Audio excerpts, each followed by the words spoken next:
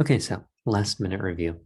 Um, so far, the questions that I have been asked are about, where is it at? Not that one. This one. So I will read it and then ask your opinion on it. Okay. Assume color blindness is a human recessive X-linked disorder. A young man with a 47 XXY karyotype has normal color vision. His father has normal color vision, but his mother is colorblind. What genetic condition does the young man have? This one's pretty matter of fact.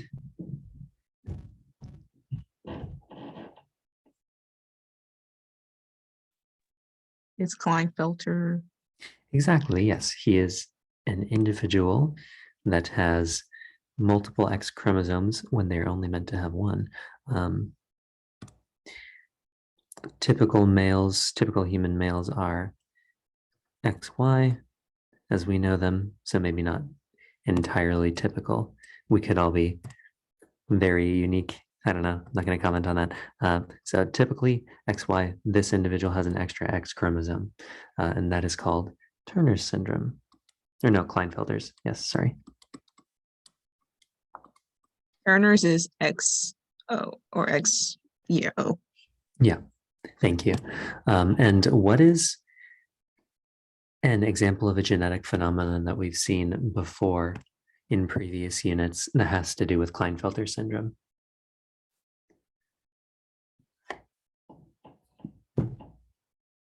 It had I to guess it do. only happens in men. Could you repeat that, please? I guess it happens only in men, affects only men. Yes. Actually, I think women can also be XXX, and that's still Klinefelter syndrome because they've inherited an extra X, one more than usual, still by way of non-disjunction, which is still technically Klinefelter syndrome. But you're right in that we saw it in a particular species and just the males of that species when we looked at cats who had Klinefelter syndrome because they now had an extra X chromosome that could where gene dosage could happen and you could have one X chromosome inactivated. And all throughout the body of that cat, you could see varying hair colors. We see this in female cats as calicos, but you don't usually see calico males unless they are this XXY Klinefelter genotype. Anyway, that's just a little aside. Okay, so they have Klinefelters. Did the non-disjunction event, pardon me, did the non-disjunction event that gave rise to this young man happen in the mother, the father, or is it impossible to tell? This is pretty much, the entirety of the question. Oh, and I guess, are B and C different? Technically, they're different. I guess it just Oh, yeah. specify if it's in meiosis 1, 2.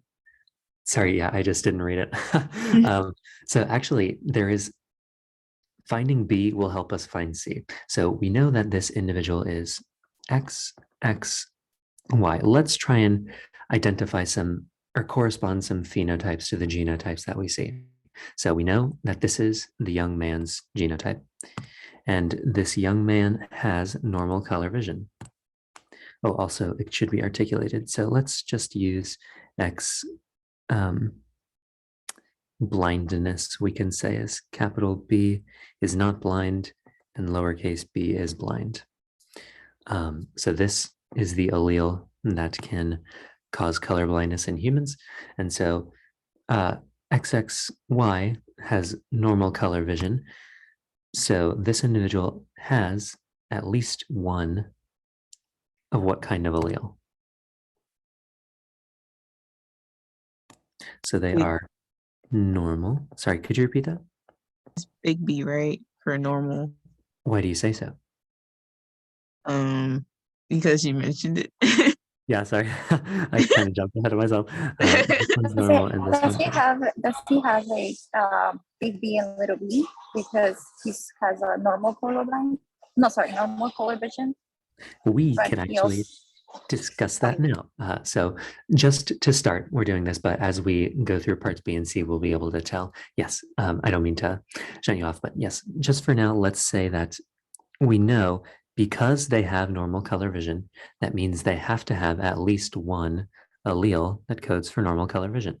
So for now, let's stick a pin in whether or not this is a big or little b on their second X. So their father, what's the father's genotype? X big BY. Yes, we assume that this father is a typical human male. So they're just XY. And like Tanya said, this father has normal color vision.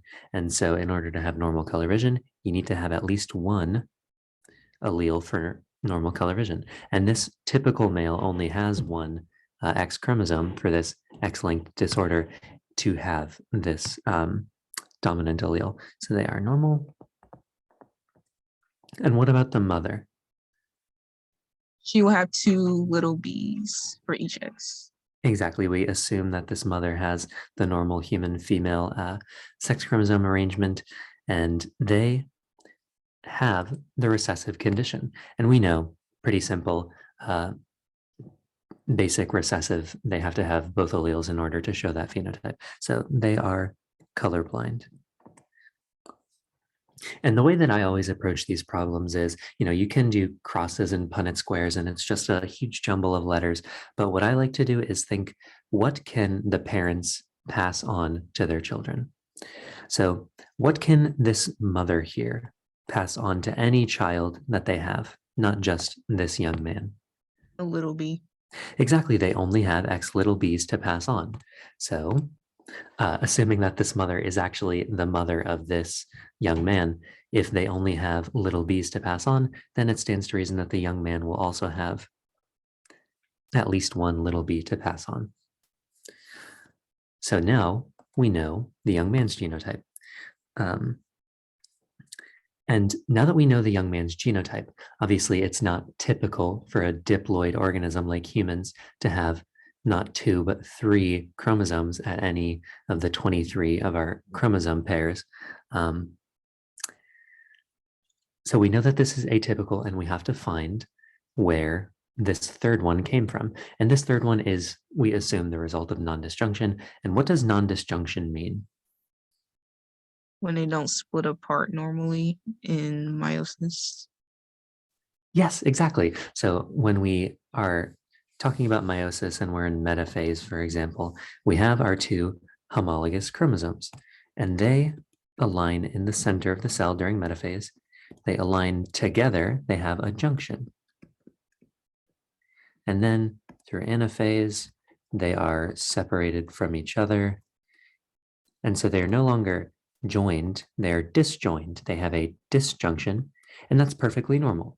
We are supposed to separate them from each other in anaphase. But if they fail to separate, they fail to disjoin, then we have non-disjunction.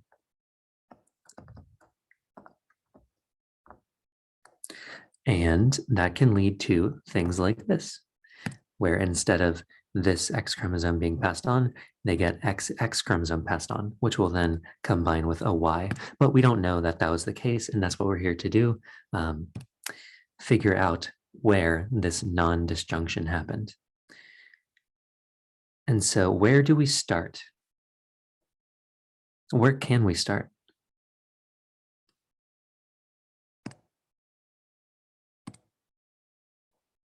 If I guess. Sorry, go ahead. Oh no, what were you saying? I guess trying to find where the big B comes from. Exactly. So the key to finding out whether or not it happened in the mother or the father is to look at the young man. Because like I said earlier, instead of thinking about it in letters, think about what can be passed on. Where could this young man's chromosomes have come from? So we kind of established that this X little b came from the mother. Could the X big B have come from the mother? no, Why? because He she has only big- has Little b's, yeah. yeah. Exactly. The mother didn't have any big B's to give, so this had to have come from the father. And it's probably not too hard to tell that any Y chromosome would also had to have come from a father. And so we see that the father, who should usually only give either an X or a Y, gave both. So where did the non-disjunction happen? Father. Exactly. The father, instead of during the process of meiosis, instead of his X and Y separating, we have metaphase and then anaphase. Instead of them separating and then going on to become different cells at the end of meiosis 1. Oh, actually, I don't want to give it away. Shoot, I kind of gave it away. Yeah, so instead of this business happening where they did separate, it ended up being that they did not separate, they non-disjoined, and you ended up with this situation. So we know that it was the father where non-disjunction happened, or within the father. And now we have to determine where in that father's cell cycle the non-disjunction actually happened. So do you have any ideas for, well, I ask if you have any ideas, but honestly, you just have to draw the cell cycle in both meiosis 1 and meiosis 2 and see where it makes sense. And I think there is a message in the chat. Okay, awesome. I'm glad it makes sense. Do we have any questions so far, though? So if it were just, I mean, I'm not really sure if it's going to be like just a regular XX. Is she going to give like Turner's or Klinefelter or Klinefelter? Is it just those two that she would mainly give? I think I can't answer because I don't think it matters. Like as long as you're given the genotype, you should be able to determine. And actually, I think they wouldn't give a Turner's because that could be confusing. You could get this X from either a mother or a father. And non-disjunction could have happened. And instead of ending up with this cell by chance, you end up with the one that has nothing. And that could come from either the mother or the father. And in that case, it wouldn't be possible to actually, so yeah, I guess you could get a Turner syndrome now that I think about it. Yeah, because I remember she said in the office hours, if you get like Turner's, it's more likely going to end up being like you can't determine which one because you don't know which one gave it to that child. Yeah, exactly. So just stay on your toes. And so, sorry, I didn't have like a good answer to that question, but yeah, just try your best and do what we're doing. Try to like assign phenotypes to the genotypes so that you can keep everything nice and clear, and then think about who can pass on what. And that will tell you where to start, whether or not it happened in the mother or the father. And then from there, you can get on with the long drawn out business of actually drawing out the cell cycles. Okay. Unfortunately, yeah, there's no shortcut, I don't think. Okay, so part C. Did the non-disjunction happen in meiosis 1, meiosis 2, or is it not possible to tell? Do you want to have a crack at it? Actually, I recommend that. Or would you rather I run through and solve it?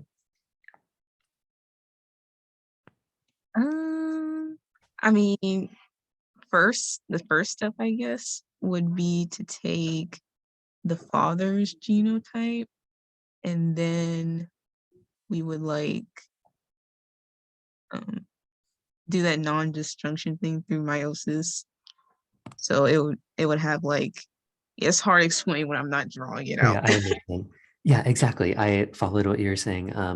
So you're perfectly right. We found out which parent we're drawing out, the father. And another helpful thing you can do is to rewrite this young man's genotype. So we know that they're X, big B, Y, X, little b. And that kind of helps me keep clear that one came from the mother, one came, or I guess two came from the father, so that when I'm like actually drawing out all the cell cycle stuff, I can combine the products that I get through the different scenarios with what the mother gave and see if those genotypes that I see match to what the young man actually has. So I can compare and contrast which is the most likely part in the cell cycle where the non-disjunction happened. So we can just get stuck right into it. Just like you said, we are starting with the father. And so the father, this is their genotype. And when we start meiosis, what phase are we starting in? We don't really have to start in any particular phase, but what kind of cell are we starting with?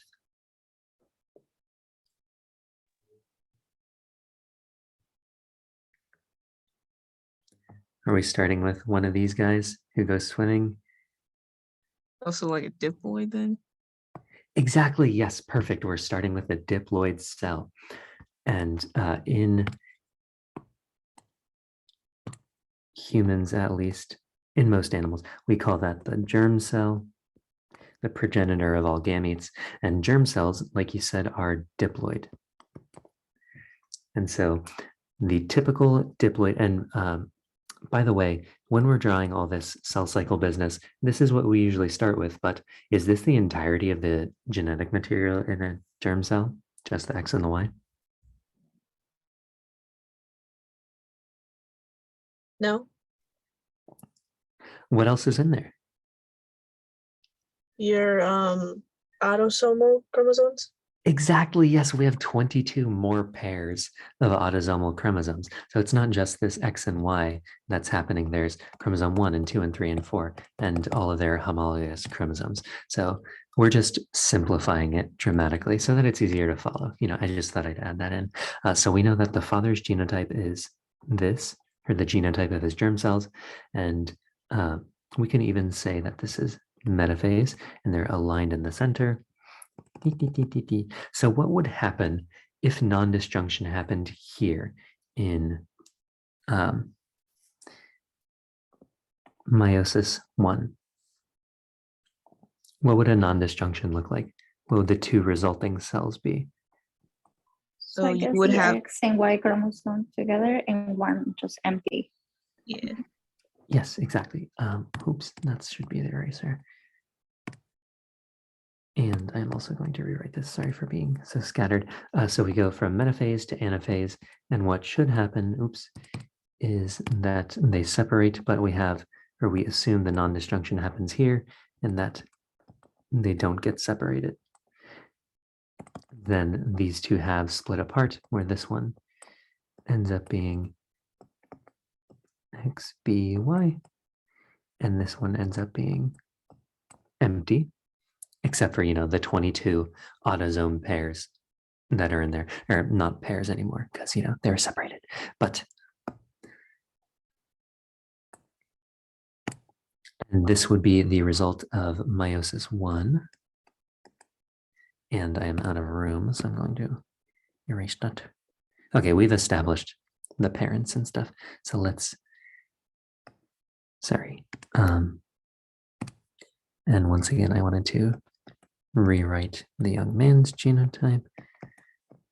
Should have planned this out better. And okay, we're good. So that is the result of meiosis 1.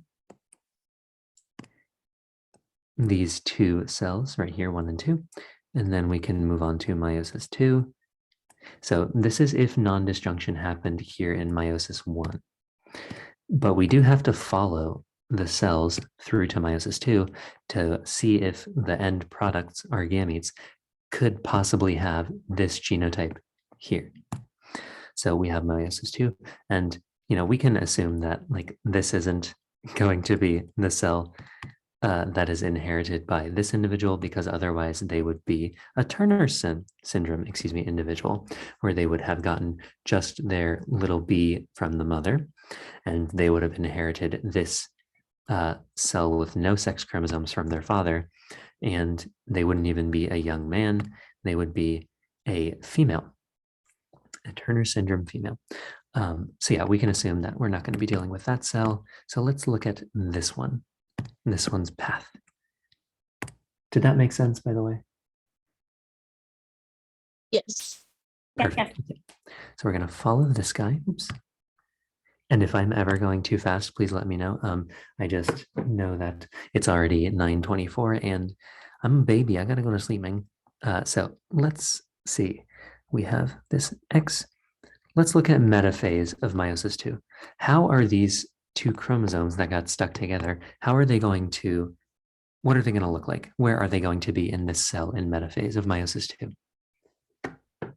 They'll line up in like a single file. Why in the single file? Why not together? They're homologous chromosomes.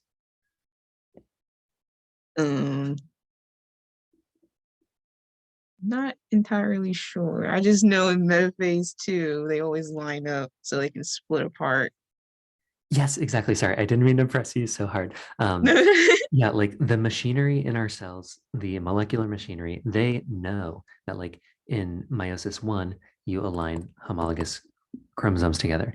And they only know the machinery available to the cells in meiosis 2. The only thing that they know is align chromosomes in the center. They don't understand that there's a pair of chromosomes that are no longer that they weren't separated from each other like they should be. So they line everything in the center. That's all they know how to do. So we do see that even though they are homologous chromosomes, because our cells only know in meiosis 2 to align chromosomes in the center, they are aligned in the center. Then we move on to anaphase, and we assume that like when we're trying to, this could be a big key. When you're finding out whether or not it is in meiosis 1 or meiosis 2, we assume that it only happened in meiosis 1 or meiosis 2. Because you could, I mean, technically, we have billions of cells that are doing everything all the time. And you could have a cell that has non-disjunction here in meiosis 1 and in meiosis 2. And that could just, be a thing that happens. But we assume for these questions that it only happened in meiosis 1 or in meiosis 2. So let us assume that because we had non-disjunction happen right here, that it doesn't happen again, and we continue the rest of the cell cycle without a hitch. So what is anaphase going to look like?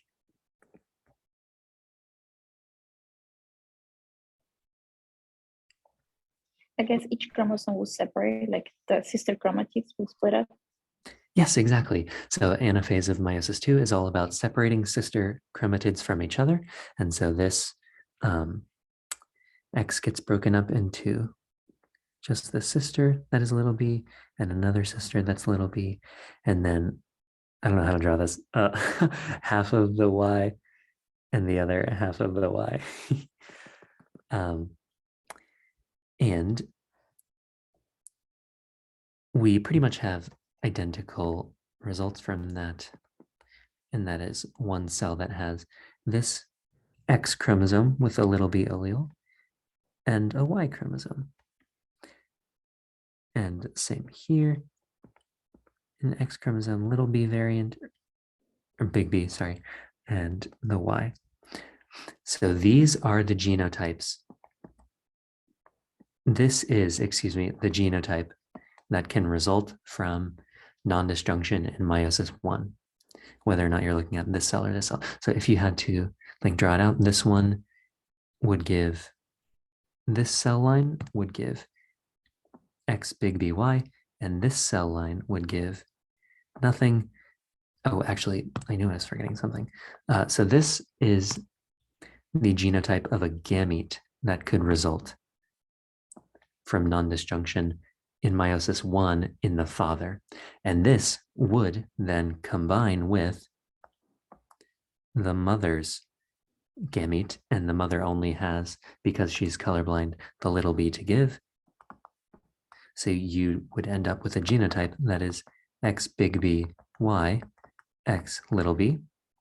Does that match with what we need? Yes. Yep. Precisely. So we kind of got lucky and saw that it was in meiosis 1, but we can also go through meiosis 2 and prove that it wasn't in meiosis 2. Oh, did anyone want to take a screenshot of that? Let me bring that back. Yes, I'll take it. Okay. So did that make sense? You kind of have to just work your way through and don't mess up. I guess that's the key for the whole question. Don't mess up how you're doing your non-disjunction. And remember to that non-disjunction will only happen in one of the two meiosis cycles. So once you're testing either meiosis 1 or meiosis 2, whether non-disjunction happened there, you don't do it again in the next one, like throughout the duration of that test. And once you're at the end and you followed, a suitable cell, you could follow the cell if you want, and you would probably try to follow this cell if you were asked about a Turner syndrome individual instead of a Klinefelter syndrome individual. Excuse me. So try to follow the right cell. And once you're at the end, remark on what genotype comes from this gamete, combine it with the other parent, the parent that didn't exhibit non-disjunction, and then try to match that genotype to the genotype that you know occurs in the original individual of interest. All right. Am I okay to erase this? Yes. Awesome. Thank you. Okay. And so we kind of figured out that non-disjunction happened, or it could have happened in meiosis 1 of the father to result in this young man that we see. Let's try and test if we could get a similar result in meiosis 2. We might not, but no harm in testing. And if you find in meiosis 1 that none of the resulting genotypes from these gametes over here, excuse me, I'm so sorry, that if none of these gametes have a genotype that when combined with the other parent produce the genotype of the individual of interest for neither meiosis 1 or meiosis 2, how would you answer the question? You would say that it's not possible to tell because some business could have happened. And I guess we can go through that once we're done with meiosis 2. So let's, just for the sake of practice, test what would happen for non-disjunction in meiosis 2. So we start off with that same germ cell in metaphase, but this time we're testing whether or not it happened in meiosis 2, and we assume just in meiosis 2. So let's see meiosis 1 going off without a hitch. So instead of non-disjunction, we have regular disjunction in meiosis 1. So what would anaphase look like? We'd have the X go one way and the Y go the other. Exactly. These two homologous sex chromosomes would split just like they're meant to. And then this one, after cytokinesis, would have just one homolog and the other would have another. And these are the results of meiosis 1. So now let's have a peek at meiosis 2. So let's focus. Well, we can already kind of see something. Notice that we're not going to be able to come up with this genotype if it happened in meiosis 2. Why is that? Because the X and the Y is separated. Exactly, yeah, they're already separated. And once again, thinking about these questions in a way that is asking what can be passed on and where did this individual get their stuff from? There's no way that if the mother gave them this, and we're looking at how the father's non-disjunction happens, once you already separate your X and Y, it's not possible for the young man to get both an X and a Y.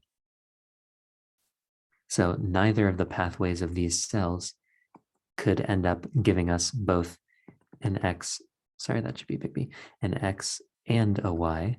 They can only give them separately. But just for the sake of completeness, oops, that should be the eraser. Just for the sake of completeness, let's follow them anyway. Do you want to? Your time is valuable. My time is valuable. We don't have to if you don't want. I'd I like guess to. we'll just end up with 4 haploid cells, right? 2X and 2. Yeah, well, I heard and I'd like to, so I'm going to respect that wish. And so let's follow this X big B. So let's say that non-disjunction happens here. We're in metaphase, and there are 22 other chromosomes all aligning in the center, but we're going to look at anaphase is where the non-disjunction could have happened. So what would anaphase for this X big B look like?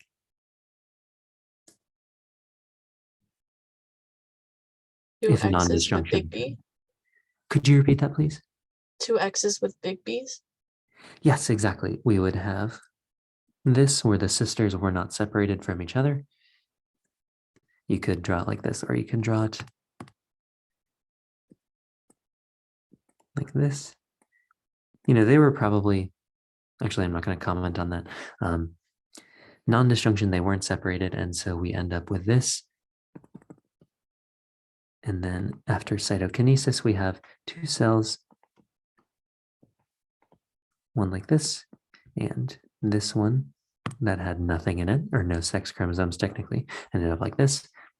And in the case of the Y, if it happened, we would have a similar situation where we'd have the Y, and then this is metaphase, and this is anaphase, and the Y, it still got split down the center, I guess, and then we'd have two half Ys, and then this top one would become, I guess, YY, and this one would become nothing.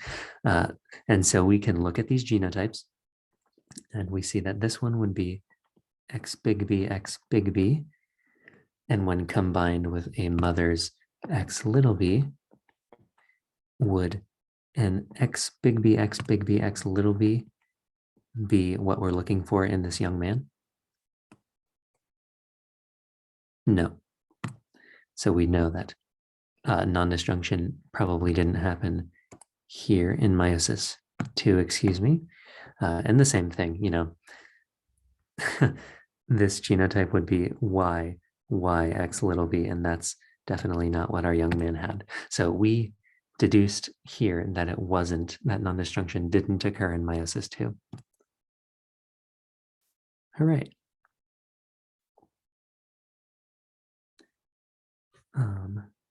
Probably don't want to clear the whole drawing, so. Is there anything that I can clarify about that process?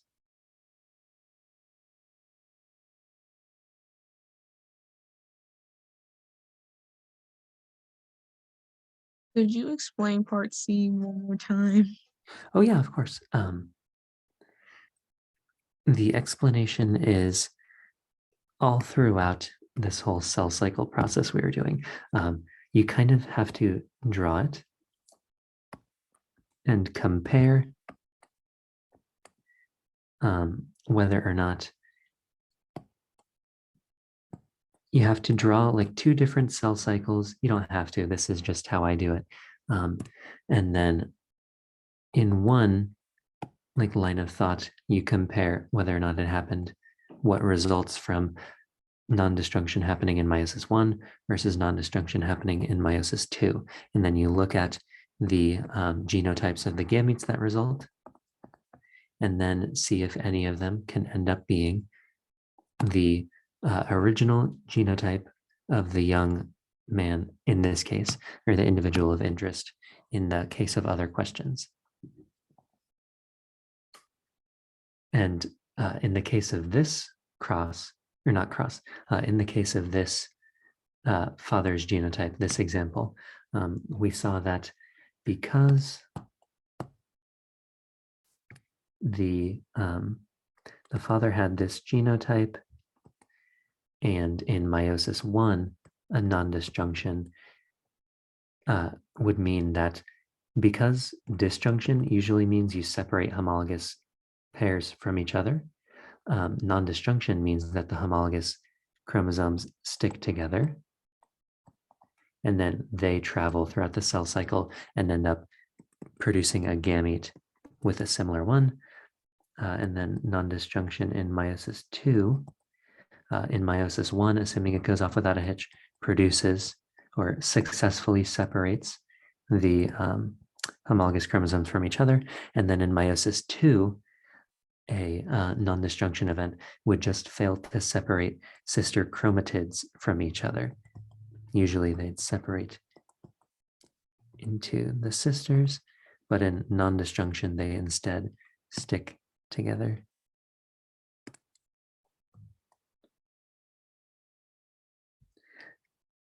And we deduce that it was in meiosis one. Okay. So that example that I sent you earlier, Oh, yes. can we go over that one? Of course, yeah.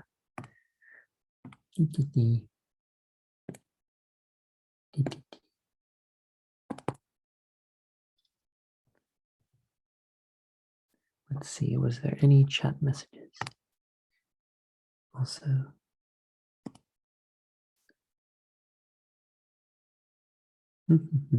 yeah. Okay, no chat messages. Oh, this was the one from class. Okay. Let's see. I'm not sure I did that right. I tried, but I'm not really sure. It looks good so far. Okay, new color.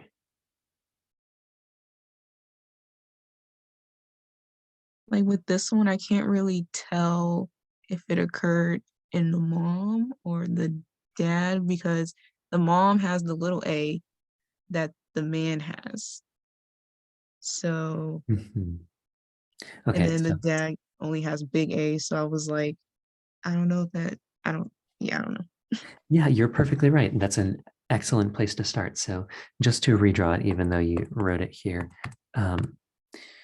the young man of interest, Dr. Bell, these questions asking about young men, X, X, Y, and he is colorblind.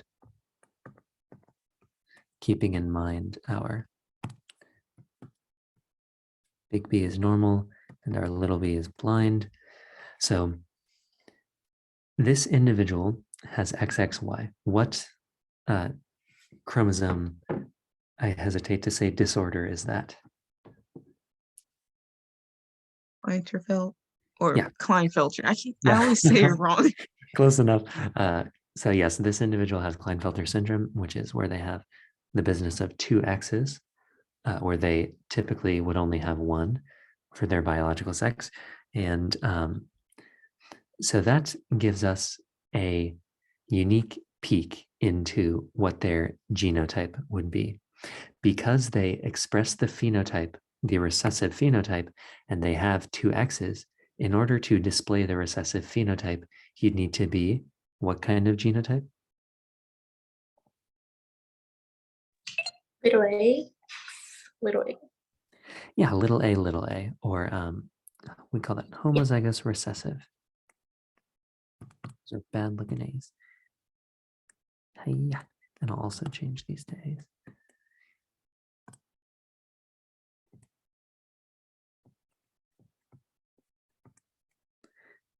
And this one is okay. So we know right off the bat what the young man's genotype is. His brother is also colorblind, so we can remark on that. What would the brother's genotype look like if they were blind? They have the recessive condition and they only have one X chromosome to be affected by it. So yeah, we also have that here. And both parents have normal color vision. So the father, we also assume is just a regular XY. And if they are normal, they have at least one normal allele, and they only have one chromosome on which they can have that allele. So we know that they're X capital A. And the mother has normal vision. We assume that the mother is a regular XX individual. So they are normal. They have at least one capital A. But what about the second X chromosome? Because the man or the young man is colorblind, you're gonna have the little a. Exactly. Thinking about it once again in terms of what can we pass on and where could we have gotten stuff from? This young man has a little a. And this young man, his brother, also has a little a. And since the father only has a big A, the only way they could have gotten a little a is from their mother. So we know the mother's genotype, the father's, the brother's, and the young man's. So kind of in the style of the previous question, we can do a part B, and that is which parent did non-disjunction occur in? The mother, Why do you say so? because she can only pass down the recessive or genotype, but the father is normal coloration, so he can't keep. Yes, exactly. So this young man, what do they need in order to be a man in the first place? And just like as a side note, gender and sex aren't the same thing. Just Why? the quirk of this word. Exactly. In order to be a young man, you need to have this Y chromosome to be a male. And where can you get this Y chromosome from your mother? No, you probably got it from the father. And so they got this Y from the, I'm going to switch colors. They got this Y from the father. So if it's there was in- no Y there, then they would have gotten it from the mom. Not necessarily, because the father, it's random whether or not the father, because if we go through the regular cell cycle without non-disjunction, the father is X, Y, and we have meiosis 1, and then meiosis 2, and this X ends up giving this, and the Y ends up creating this. The father, it's just as likely that the father gave an X chromosome as they did a Y. So the father could have, by chance, given this, and we could have had a young individual with an XA genotype. It just so happens that this is their genotype. Okay. So it just depends on what the young man or the person in question has. Yes, exactly. And so we know that they, at the very least, got this Y from their father. But looking at the young man's genotype, and once again asking ourselves the question, where could this have come from? Could they have gotten this little a from their father? No, No, because the father doesn't have a little a to give. Could they have gotten this little a from their father? Once again, no, the father doesn't have a little a to give. So the mother is the only parent capable of transmitting this little a, and somehow this young man got two of them. He could only have gotten them from his mother, and so we know that some funky business had to have been happening in the mother.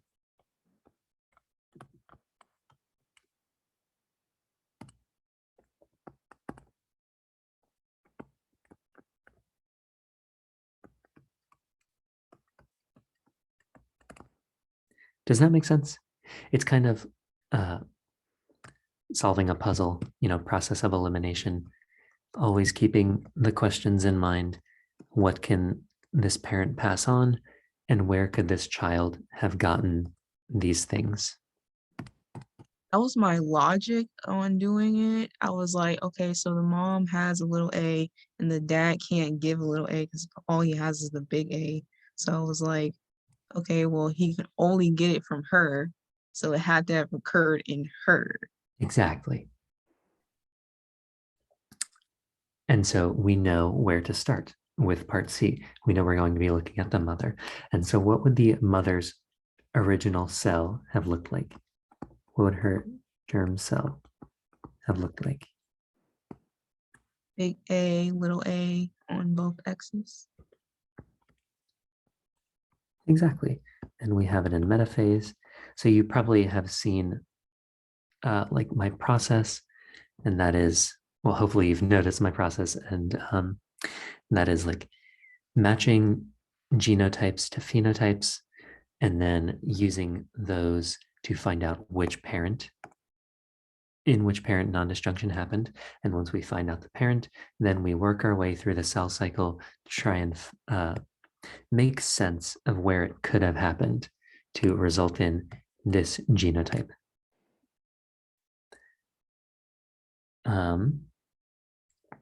So we know that it happened in the mother.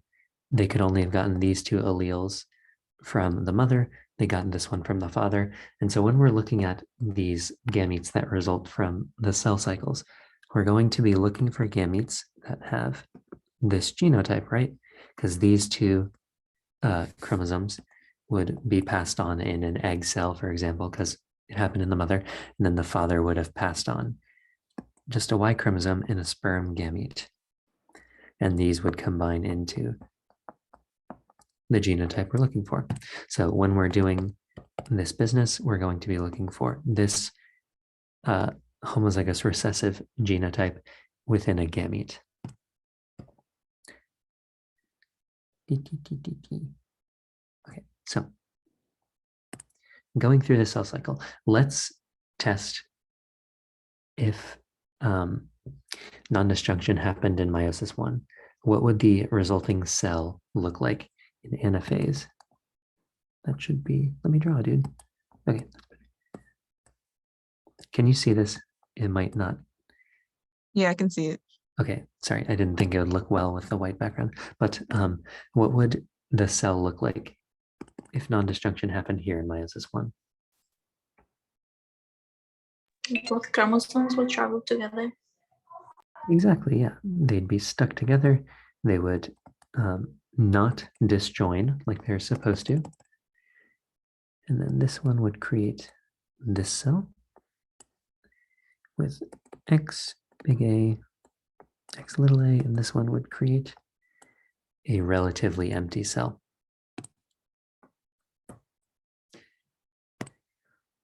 And so we know, they have 3 sex chromosomes, probably not this one. So we can follow the path of this cell. This was all meiosis 1. So now we can look at meiosis 2, excuse me. So we assumed that non-disjunction happened in meiosis 1. So we're going to assume that it didn't happen in meiosis 2. So we're going to have a meiosis 2 that went off without a hitch. And the metaphase, considering this cell, is going to look like what?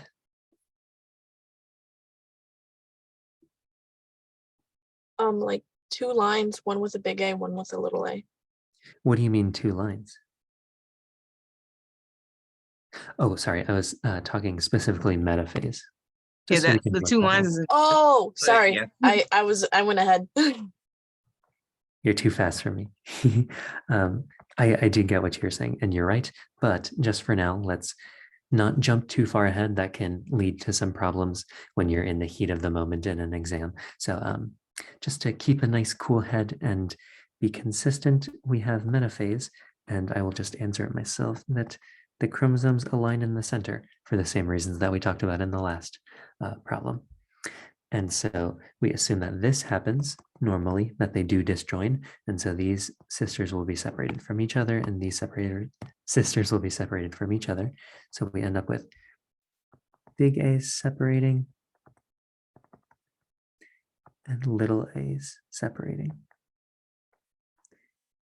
And this cell, this half, once the cleavage furrow forms and they undergo cytokinesis, will have a big A and a little a. And this one will form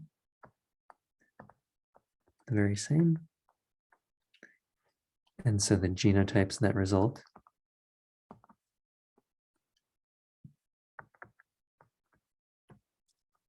are this.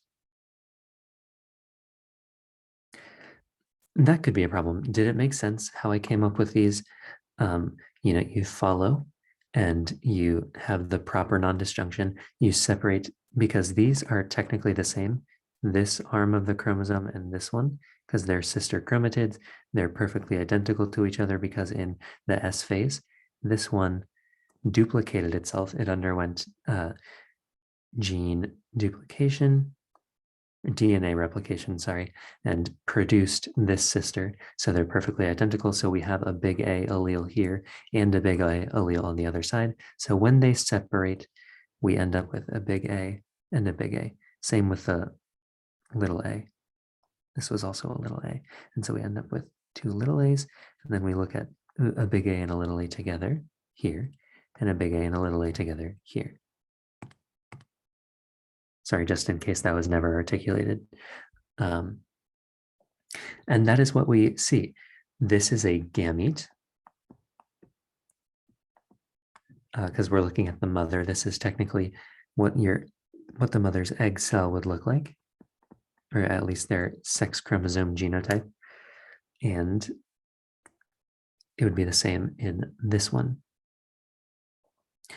And so we can look at these and compare it. If it were to combine with the father's Y, which we know the father would have to give the Y in order to produce this chromosome, or not chromosome, genotype. If you combine the Y with either of these, would it end up being the genotype that you need to have this young man here? No, What's different? it's a big A. We need two little A's. Yep. So we tried and saw, or we tried to see if it happened here in meiosis 1, and it none of the gametes that result have the genotype to match with the young man. So we know that it did not happen. Non-disjunction did not happen in meiosis 1.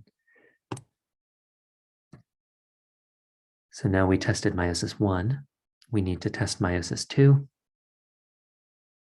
And that made sense so far, did it? Or was there anything I can clarify, elaborate on? It made sense up to this point. Yeah, it makes sense. Okay, perfect. And so let's check to see if it was in meiosis 2. So we have the same starting cell, the same gamete. Let's check. Yeah, mother started with that. So we move on to anaphase. And because we're testing meiosis, whether or not it happened in meiosis 2, we're going to assume that it did not happen in meiosis 1. So we're going to have regular disjunction in meiosis 1, where the two sisters were successfully separated from each other. Sorry, not sisters, forgive me. What are these two called? Homologous chromosome. Yes, exactly. They're homologous chromosomes. One is homologous to the other, and the other is homologous to the one. So we have these, and then after the cleavage furrow and telekinesis and then cytokinesis, this X big A chromosome is in a cell all by itself. This little a is in a cell all by itself. And once we get to this point, we can kind of see the answer. And it was the same in the last question where we knew we needed the X big B Y.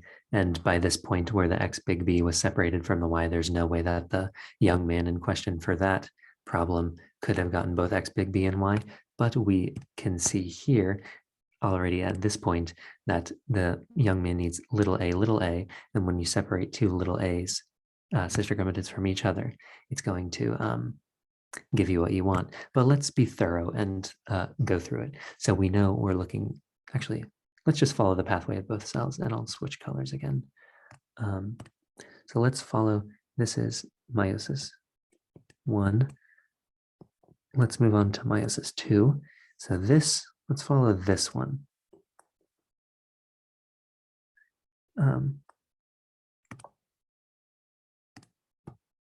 Sorry for being so wishy-washy. Let's follow it over here. So this is the result of meiosis 1, and then we move into meiosis 2. So we have this X little a. This is in metaphase. And this is meiosis 1 without any non-disjunction. So let's see what happens if non-disjunction did happen in meiosis 2. What would that look like?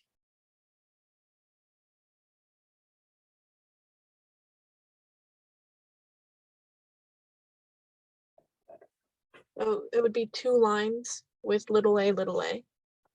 Yeah, these sisters were not successfully separated from each other. So we still have them here.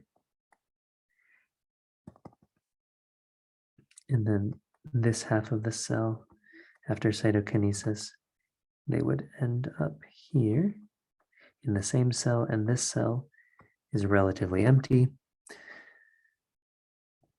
And so we see that this gamete has the genotype X little a, X little a. And when you combine that with a Y from the father, does it give you what you want or what you need to see to have this individual result? Yes. Wow, hooray. So we see that one of the pathways for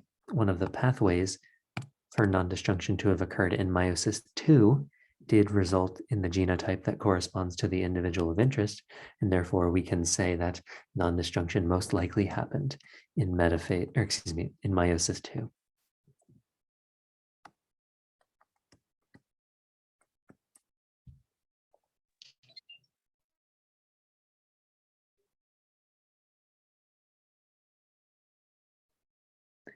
My voice is gone. I'm so tired. I have Okay. a question. Yes, Um, of course. how is the other brother who has a normal karyotype colorblind? Because they, when you're a male, a human male anyway, you have 2 homologous chromosomes, except that one of them is an X and one is a Y, and the color blindness allele is an X-linked recessive, or color blindness is a disease that results from having the recessive allele on your X chromosome. And so this individual, this brother who is colorblind because they have the allele that codes for it, the recessive allele, and they don't have another X that could possibly have the dominant allele, which would overpower the other one and give them normal vision. They instead only have the Y chromosome that they inherited from their father. And because they don't have like a backup X, the only chromosome that they have with the allele that codes for what pigments are in their eyeball so that they can see incoming light, the only allele they have for that is on their 1X chromosome. And unfortunately, the allele that they have is the one that is colorblind. Yeah, sorry, I lost track of all the X's. Yeah, no and problem. with the mom, so I was like, wait, mom has little a, big A, something, and I was like, wait, okay, thank you though.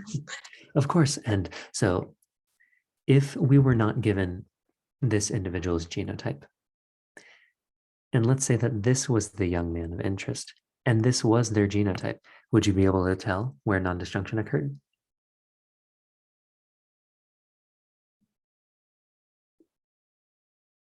Can you repeat that? If this was the person who we were looking for, and this was their genotype, and we knew that the mother and father's genotypes, would you be able to tell where non-disjunction occurred if you had no information about the original young man?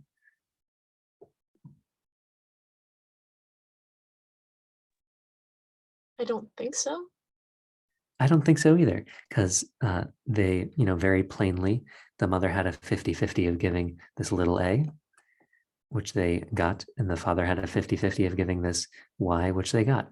And so with that information, you wouldn't be able to tell. But thankfully, or I guess not thankfully, by happenstance, there was a young man that we could observe and look at his genotype and compare what the parents could possibly give to see where in the cell cycle a mother. Actually, that's not a good thing to ask. That could have been confusing because what happened is through the cell cycle, this young man was made from the combination of 2 different gametes than this young man was, the brother. And in the case of the actual young man, the mother's germ cell had some non-disjunction going on. But in the case of the brother, the mother had regular disjunction and therefore gave him just the single X. So I'm sorry to have misspoken.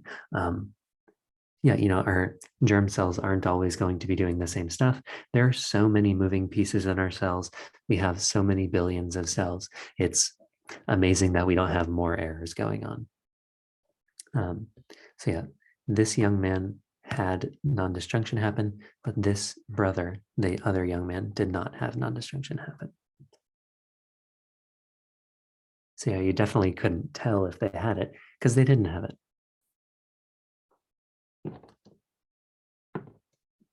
Or I guess it could have happened in one of the other 22 somatic chromosomes, but we're only looking at an X-linked recessive disease, which we can only see on sex-linked or sex chromosomes. Excuse me.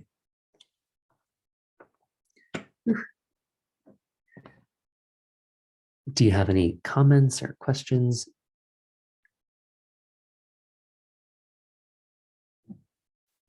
No, I'm hoping I can do the same thing during the test, but test anxiety is a real thing. It is a real Me thing. too. But thank you. I actually get it this time, at least like Right. 80%. Awesome, 80%. That's good. And yeah, test anxiety. So I don't have an answer to that. All I can say is like, try not to be nervous because, if you're nervous, then it's just going to be harder. Obviously, you can't control whether or not you're nervous, but just try to take a deep breath and imagine my face there encouraging you, telling you how amazing you are. And it's true. You guys are awesome to especially have gotten this far. And this is difficult stuff. If I had to put it into a stepwise process so that you can always retrieve it on the exam, step one is to, do the phenotype genotype matching so that you can look at inheritance, who got what, who can give what. How do you spell inheritance? Inheritance, maybe, I don't know. Inheritance, who gives and gets what.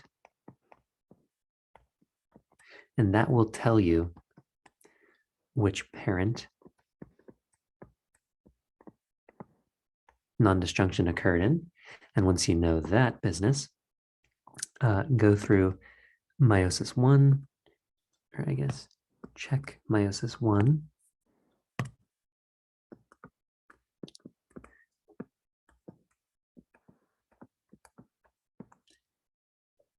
For genotypes that match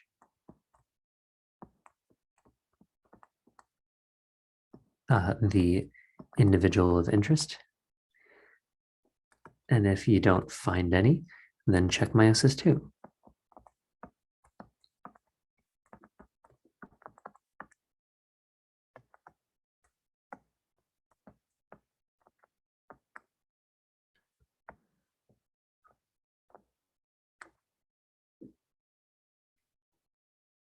If you don't find it in meiosis 1 and you don't find it in meiosis 2, then it's probably not possible to tell. And the reason for that, especially if you have something like Turner syndrome, let's say that you inherited the X from your father and your mother would have given you an X, but we're animals. Like all of this genetic business isn't happening in isolation. We are like organisms that move through space and do a lot of funky stuff. So let's say that the mother's egg cell that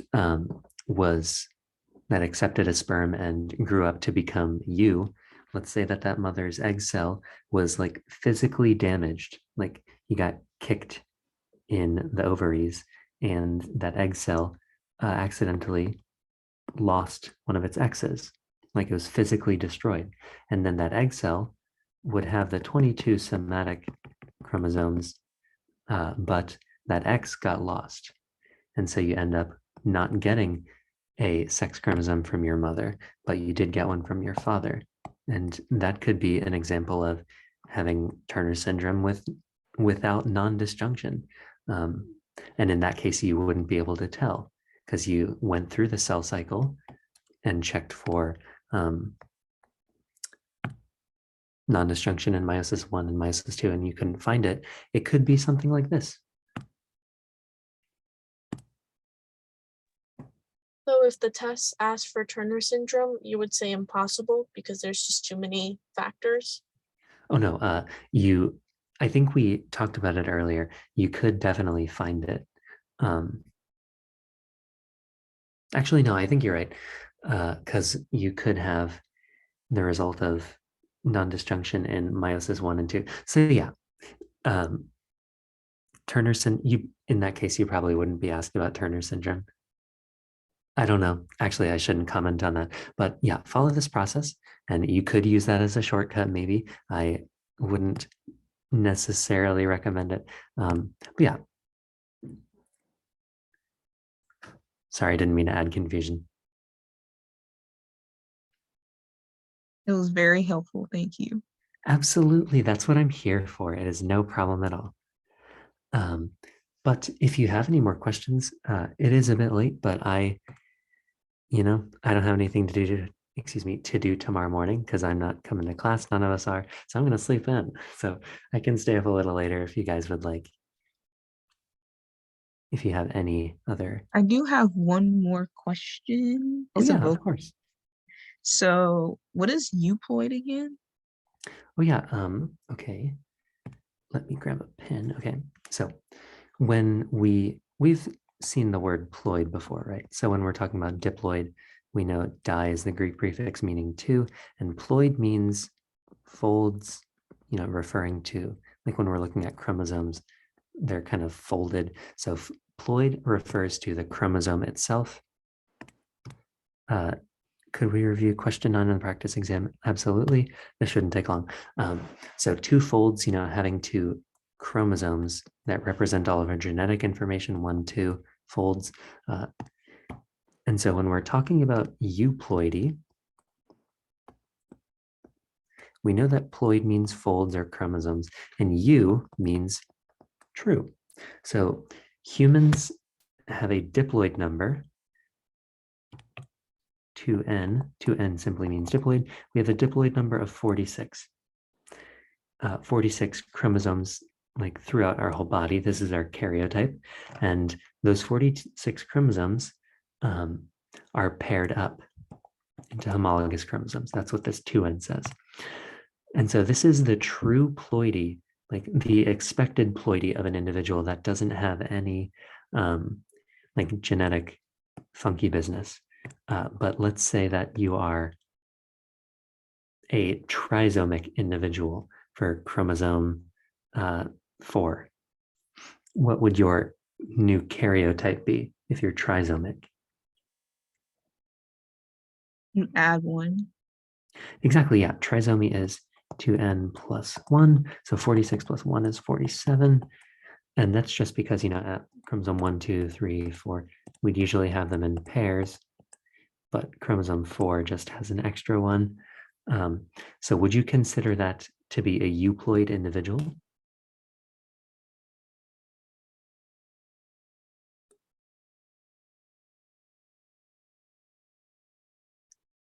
No. You're Oh, wait. perfectly right. Oh, Yeah. okay. They don't have the true number of the number of chromosomes that you'd expect from the typical organism in that species. They don't have the true ploidy. They have an extra one. And when you don't have the true ploidy, you are called aneuploid. An means like not. So not having the true number of folds, number of chromosomes. And so we talk about the different aneuploid conditions. Trisomy is 2n plus 1, which in the case of humans makes you a karyotype of 47. You could be monosomic at any of your chromosomes, and that would be the euploid number, which is 46, minus 1, which is 45. So that's what an aneuploid is, and we talk about the different aneuploid conditions. And so a euploid is having the typical number for your species?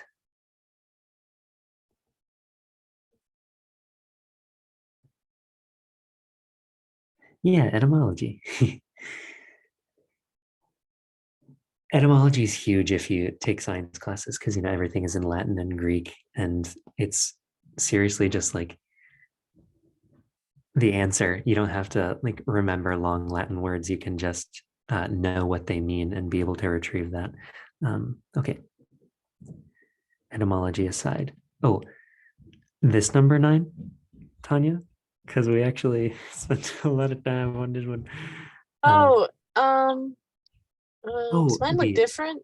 The practice exam where it's like the phenotype table with the numbers. Yes, you're perfectly right. Sorry, I was in the exam review, not the practice exam. Okay, okay. Sorry about that. I was about to say.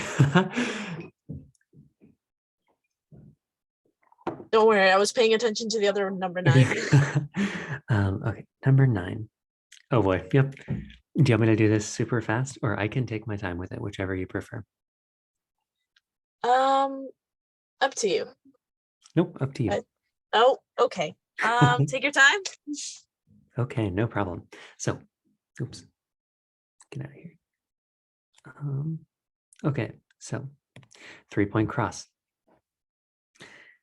So when we see this, what are we instantly thinking? What do we want to do?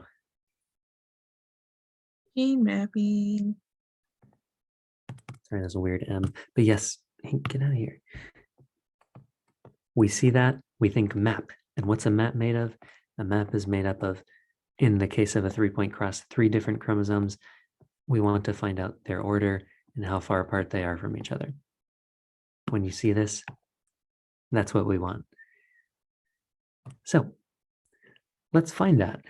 What's the first step that we do when we're thinking of 3-point crosses?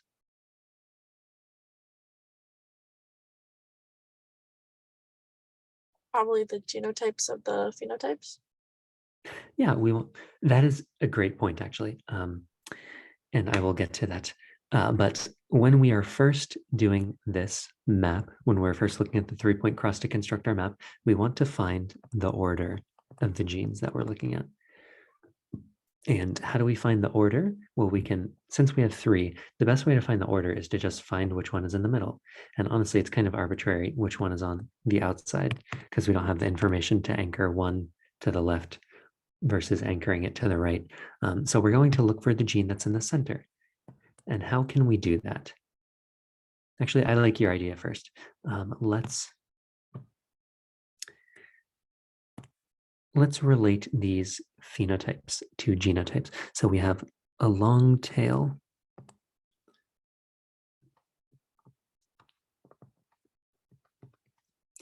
And little l is short tail.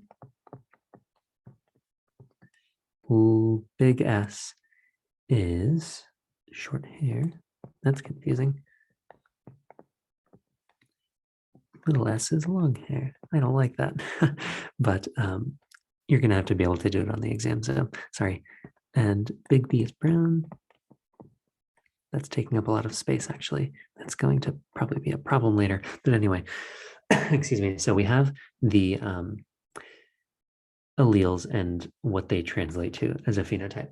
That's a good first step. And now that we know that, and I know what you're talking about, Tanya, that we should translate these into genotypes. But before we do that, I think we should find the order just so that we don't have to rewrite them twice. Do you agree with that? Sure. Sorry, I couldn't. Oh yeah, no problem. I couldn't. Yeah. Okay, so we know this. So when we're looking for the gene that's in the center, what pieces of information should we look for? The lowest number in the little chart. Oh yeah, very good. So why are we looking at the lowest number? Looking for the lowest number. That's gonna help us find the one in the middle. Yes, and what are these individuals that are the least frequent? The ones that are Crossovers. yeah, crossed over twice. Yes, these are our individuals that exhibited crossing over at both loci in between the genes of interest. They crossed over at this first locus and at the second locus. And why are they the least numerous? Because they're very rare. Why are they very rare? Are you talking about the double crossover? Yeah, why is it rare to have double crossing over?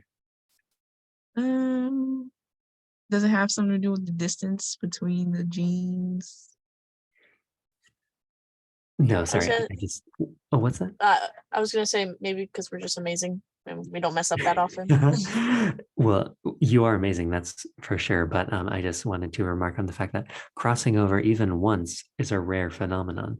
So crossing over twice on the same chromosome is excessively rare. So they are the least frequent because it's very, very rare to cross over at all, and very, very, very rare to cross over twice on the same chromosome. And so we know that the least frequent are double crossover individuals. What are we going to compare them to in order to find the middle gene? The parents. Yes, the parental individuals. And where do we find who they are? Who are the parental individuals? The highest number. Oh, do you think we should? Oh, wait, let me see. Oh, yeah. So, should we look at these individuals, the ones that are mated together?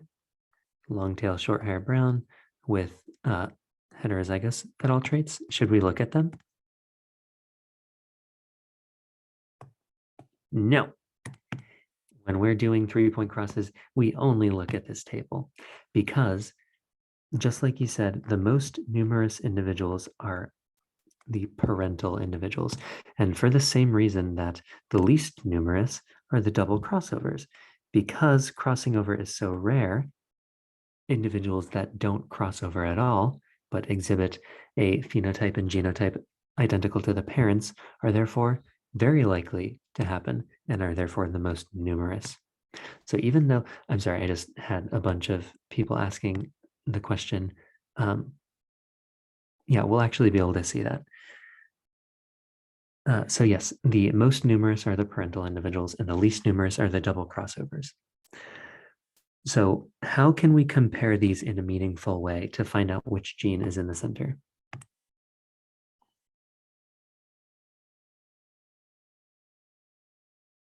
So when you have to write out like the letters, like the combination of letters, and then you see which one changes between. Yeah, exactly. And just, you can write out the letters, but just for now, I think it is more instructive to not write them out. So we're going to look at, let's for now compare this one to this one, just arbitrarily. And we're going to be comparing one parental to one double crossover.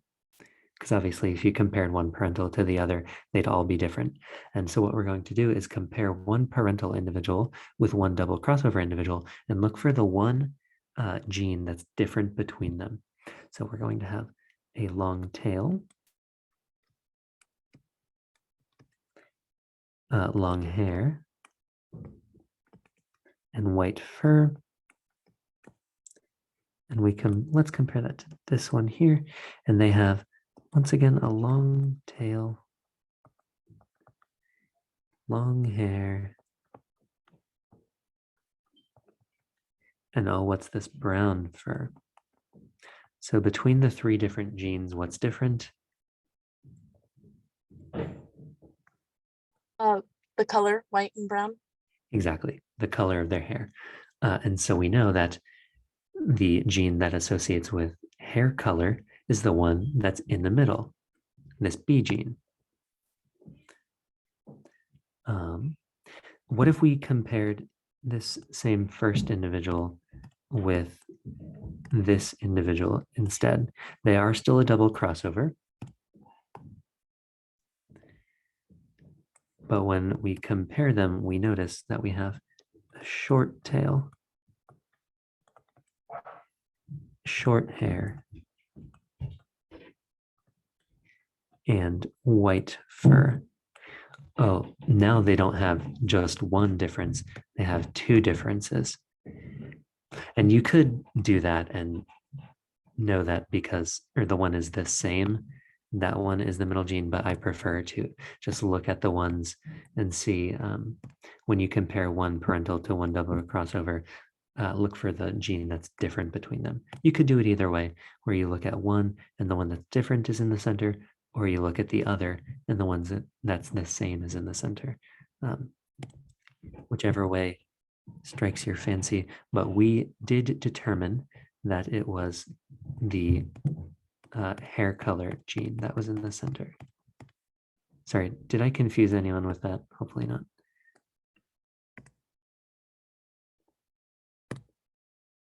No, perfect. How many of us are here?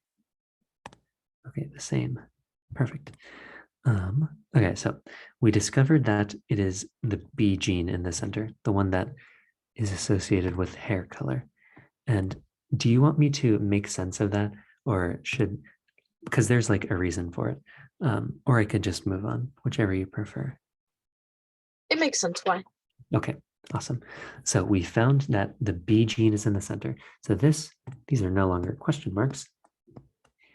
We know that we have the L gene, the B gene, and the S gene. It could also be SBL, but once again, we don't have any other information to anchor this S to one side or the other, or this L from one side to the other.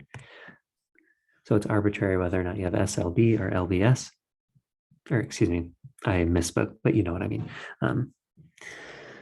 All right, so we found the order of our genes. That's a huge, big thing. Where do we go now? How can we complete this map?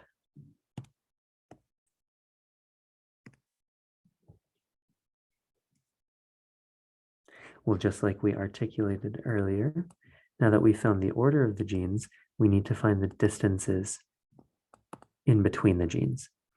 And how can we find the distances in between genes? What do we use distance to approximate on chromosomes when we're talking about recombination?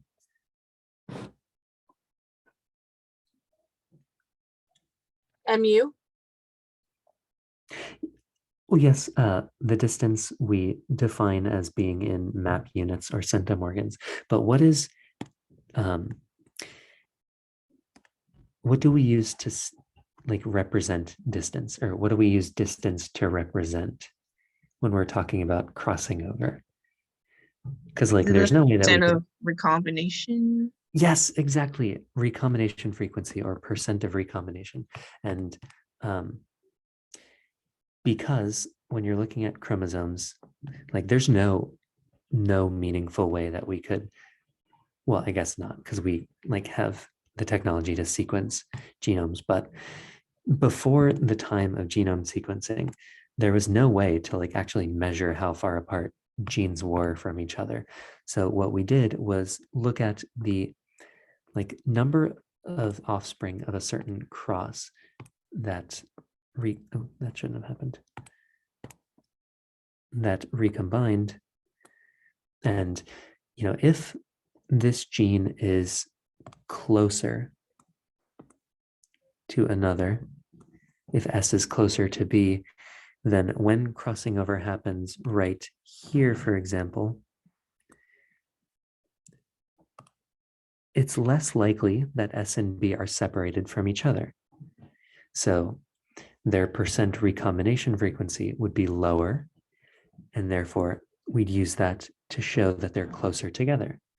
And it's that comes from the fact that it's like random where on a chromosome you see crossing over occur. It could happen there, there, there, there. But the closer two genes are together, the more likely they remain linked together if crossing over were to happen at any point on a chromosome. So we use distance, or excuse me, we use recombination frequency to approximate distance between the genes. So just like it was said, in order to find the distance between the genes, we have to look at the percent recombination frequency, or the number of offspring that crossed over, for example, in between the L gene and the B gene. That would give us the distance between L and B. And the same for in between the B and the S gene would give us the distance between B and S. So we found the order of our genes. That's very good. And now we have to find the distance between them by finding the recombination frequency. So how do we get started with that?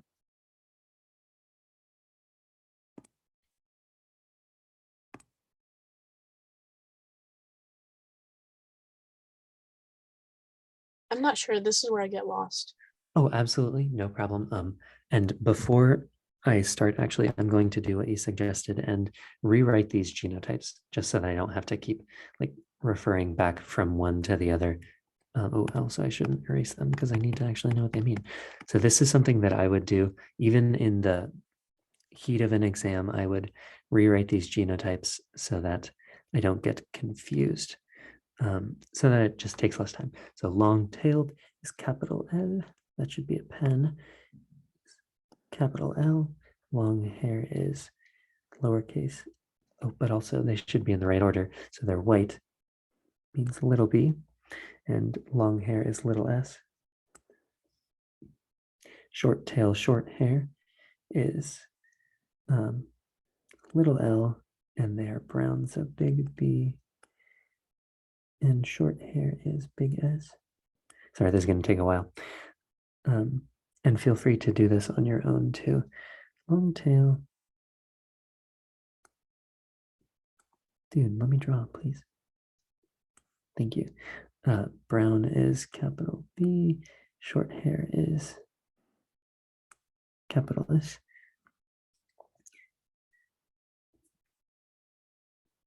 That could be a nice little shortcut.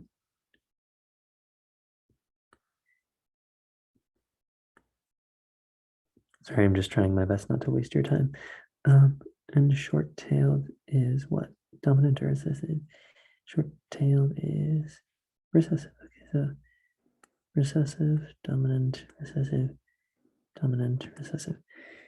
And short hair is dominant to long hair. So long hair is recessive, dominant, recessive, recessive. That should be an S. Dominant. Fantastic. Okay. So these are the rewritten genotypes.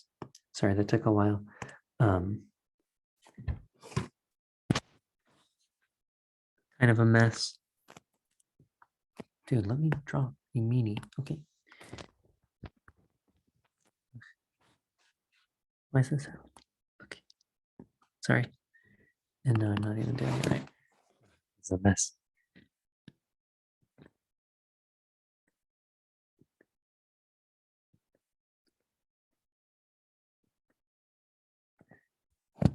Okay, that's a little better. Jeez. What is this doing? Ugh. Okay, shenanigans over. Let's get back to our.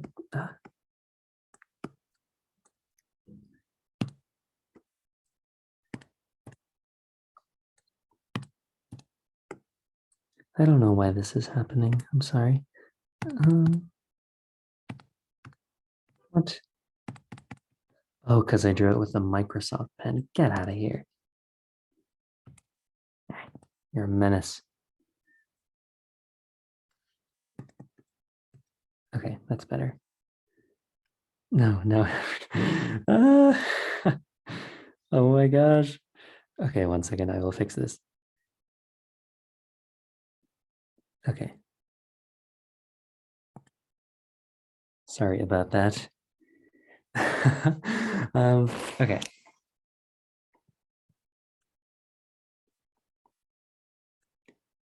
This is why I go to sleep early, because otherwise everything just gets destroyed. Okay, so we have rewritten our genotypes in the proper order, and now we can comfortably move on to finding the distance between the genes by finding the percent recombination frequency. That's redundant, but okay. How do we do that? The way I do that is by rewriting the parental genotypes and showing what a cross could look like what the actual recombination looks like. So we're going to look at our parents, which we get from the table, not from the word problem. We only use the word problem to find out what the alleles actually mean. So we have LBS and LBS, which if said out loud portrays no meaning. Capital and lowercase letters are said in the same way. Okay, so let's look at locus 1, which is where crossing over would happen in between the L and the B gene. So if crossing over were to happen there, at the locus in between the L and B gene, we would see this L capital jump down here to be with capital B and capital S. And we can draw that cross. And similarly, this lowercase s would jump up to be with lowercase b and lowercase s. So we can draw that pathway. And we see lowercase l, or excuse me, uppercase L with BS, both uppercase, and then lowercase l with BS, lowercase l with BS. And I draw them like that. And I do recommend doing this, actual drawing it out business. And then once you connect the lines, like the arms of a chromosome, rewrite the letters that you see so that capital L goes with capital B and capital S, capital L, capital B, capital S. And then once we have these are the genotypes that could result from a crossover just between the L gene and the B gene, single crossover 1, we can call them. They happen at the first locus. They are the single crossover 1 individuals. So we can look at these genotypes that we just found and correlate them to genotypes from our table. And we see capital, capital, capital, lowercase, lowercase, lowercase. We're looking at capital, capital, capital, lowercase, lowercase, lowercase. So we're looking for these individuals. These are our single crossover 1s. And they are 95 and 98 in number. So we found the individuals that crossed over just at the first locus. How do we correlate that into a recombination frequency?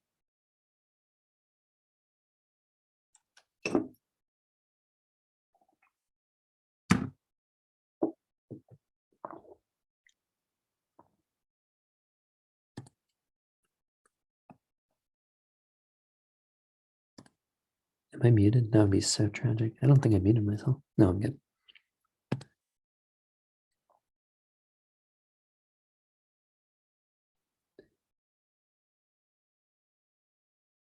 I am very patient. I don't know. Oh, that is perfectly fine. Sorry. So when we were talking about percentages and frequencies, for example, the frequency of days of the week that you stub your toe is just the number of days that you stub your toe, number of events that you're looking for, divided by the total number of events. So the recombination frequency is the number of recombinant individuals divided by the total number of individuals. And recombination frequency at locus 1 is the recombinants for single crossover 1. And so we see the single crossover 1s are the 95 and the 98.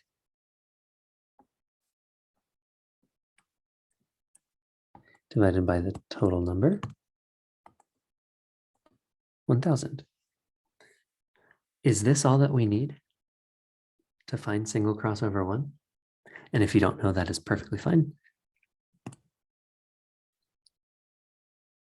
Yeah, I'm unsure. No problem. So Actually, this is not all that we need. So we are looking at, we're trying to find this distance between L and B. And to do that, we looked at the individuals who only crossed over at this first locus between L and B. And we, remarked on their genotype so that we could find how many of them exhibited crossing over at that locus. But what we also have to consider is the double crossovers, because, the individuals that were double crossovers, they did cross over at this first locus and at the second locus. That's how they became double crossovers in the first place. So we do have to consider them because the distance in between L and B did affect how likely it was that they were able to cross over at this first locus and at the second locus in order to become double crossovers in the first place. So when we're looking at the recombination frequency for the first locus, we also have to consider our double crossover individuals.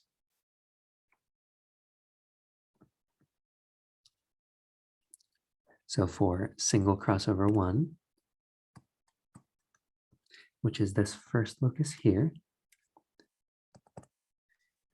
we consider the number of recombinants who just crossed over at the first locus, plus the number of individuals who crossed over at both loci. That should be 3. And then divide them by the total. And that gives us some number. Which I will do. Bring up my calculator.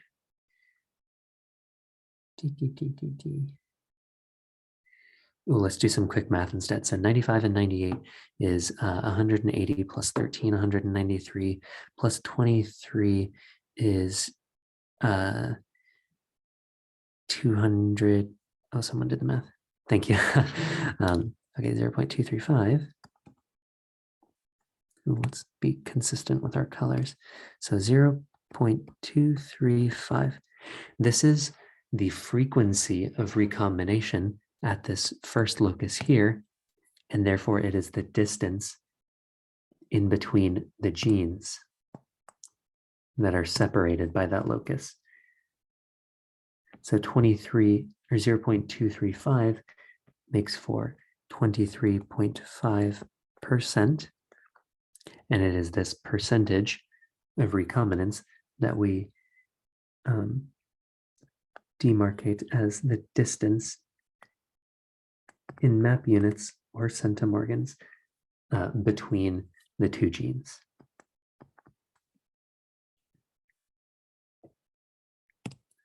Was that process sensible? We looked at- Yeah. Are you Yes. turning it into a percentage? 23 point. Oh, yes, you are. Okay. just because we do math in decimals and we use percent recombination or recombination frequency to represent distances.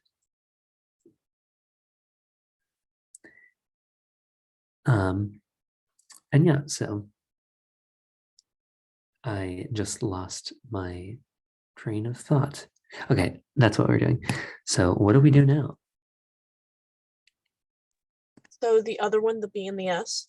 Yes, exactly. So we found the distance between L and B by finding the single crossover 1 recombination frequency. So now we have to find single crossover 2 recombination frequency. Can I erase this map? Yeah. Awesome. And so we're going to find or look for the frequency of recombinants at the second locus.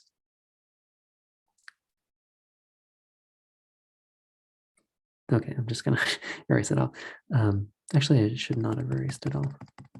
Actually, I should have erased it all. Sorry, I'm indecisive. So we have the parents. We'll redraw this.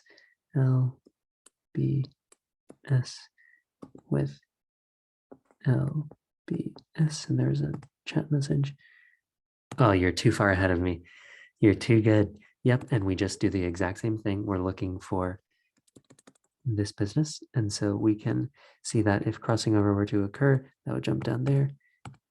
And that's, we have this going on. If crossing over were to occur at this locus right here, then we'd see that this little s would jump down to be with the little l and big B. So we'd see, or I guess little l, big B, s, little l, big B, s. And big L, little b, big S, big L, little b, big S. And so we can use these genotypes that we found as the result of a single crossover at the second locus. So single crossover at the second locus, single crossover 2. And we can correlate these genotypes to what we see in the table. So little l, big B, S, little l, big B, S. So this is going to be the 125. And then big L, little b, little s we see here, and that's the 115. And just like you said, we add them together. Divide by 1,000. What's that number?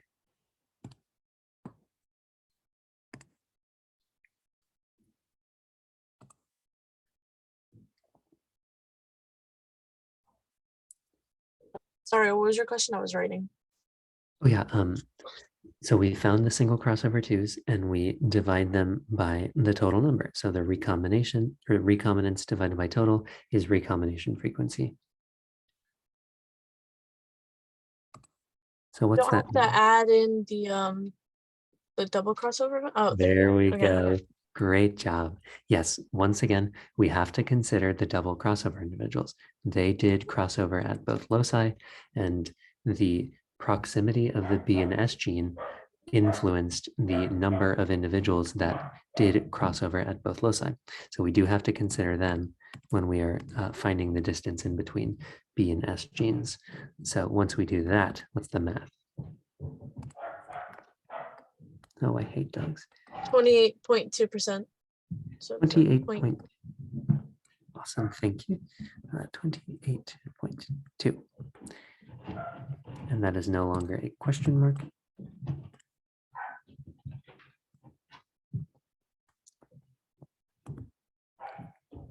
And guess what you just did? Yay.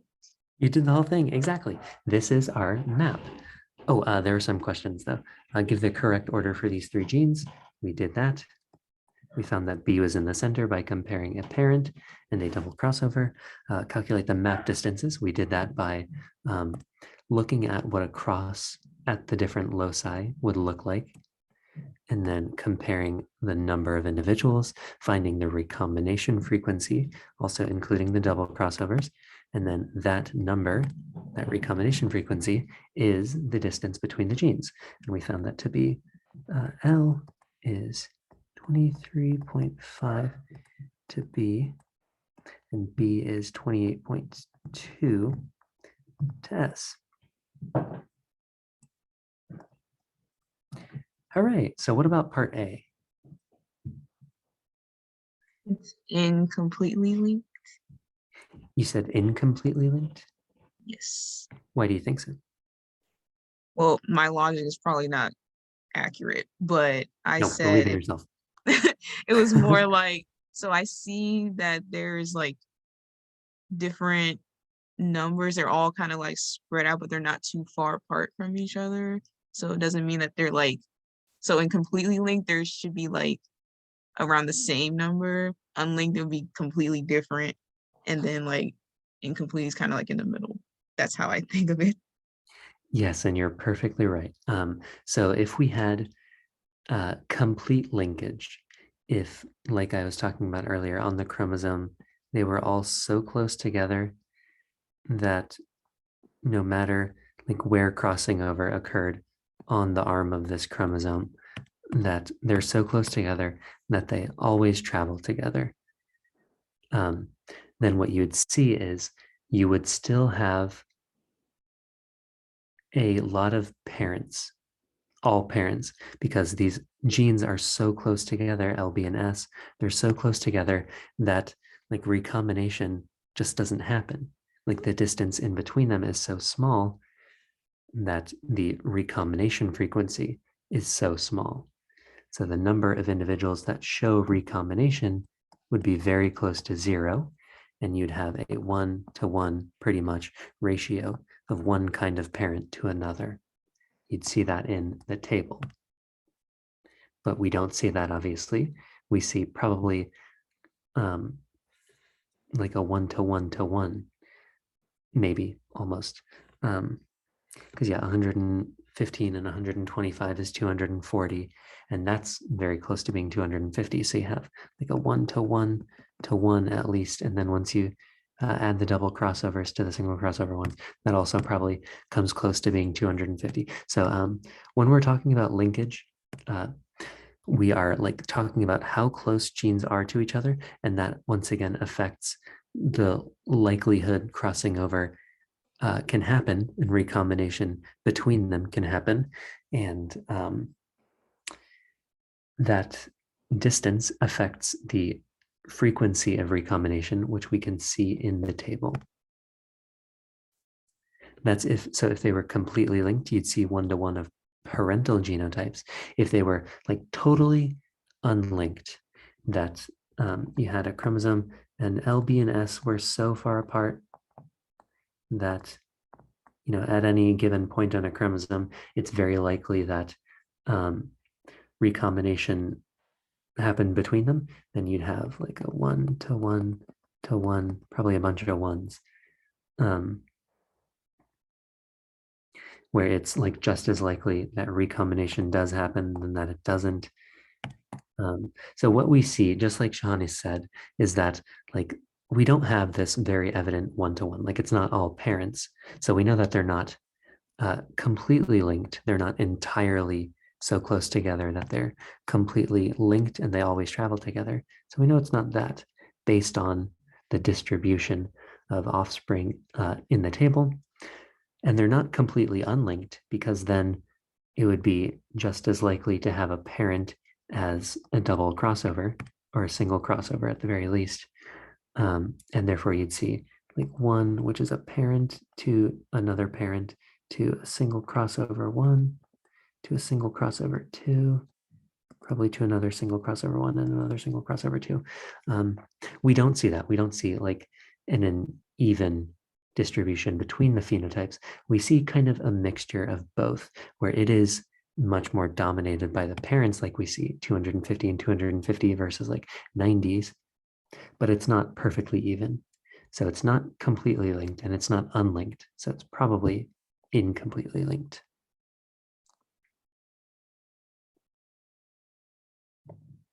That makes sense. Hooray.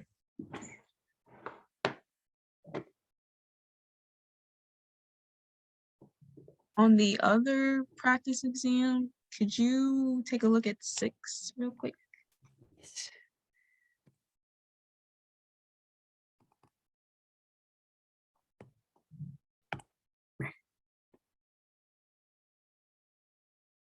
Six. Daenerys. Oh my god, who made this? Oh wait, I think it was on the same exam. Wait, Okay, no problem. I'm getting confused. It was the other one. My bad. It is no problem at all. TTT.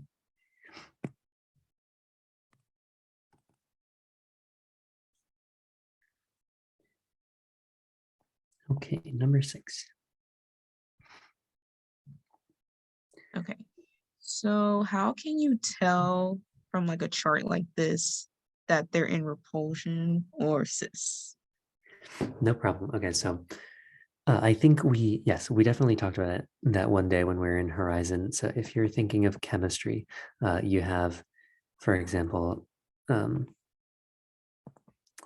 let's say you're thinking of alkyl halides and you have a chlorine here, and then you have let's say you have another chlorine here. That's When, trans.